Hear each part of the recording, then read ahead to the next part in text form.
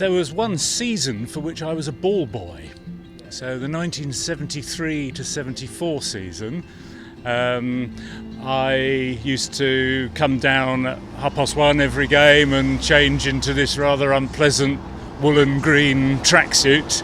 I mean, going back to that first season, there was just a plain yellow round-necked cotton shirt with the classic Hornet on the left breast. That was the classic shirt. I do actually have a retro version of that at home.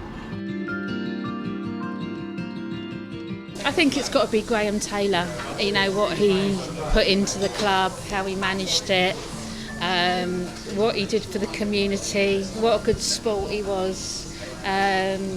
He would literally stop and chat to everybody.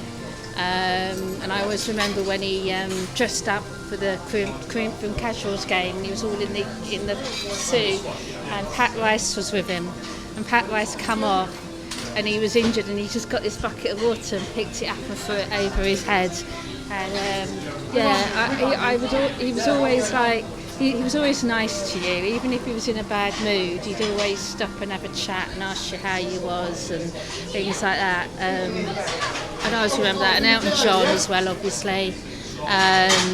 Him turning up and things and just chatting. And I also remember him giving out the Easter eggs to the children at Easter that time. I mean, that is going back years. I think it was about 1980s. So, yeah, basically all that. We've had the shop for the past 4 years, and the regulars just come every match day. The atmosphere and the feeling of going into the family enclosure, the wrath and love that you all get once from Anne Swanson, who ran that place like a sergeant major. But it was such a welcoming place where I remember my dad being able to take me.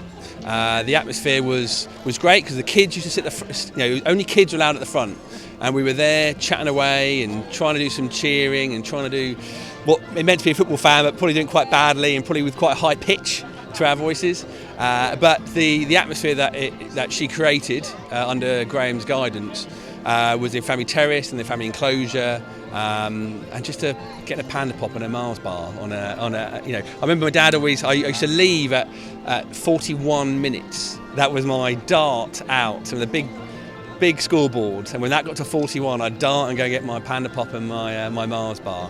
And every so often, Dad liked it because that was a bit where Watford would score. So it was a magical thing, and he just sent me to go and get more panda pops, but it didn't always work.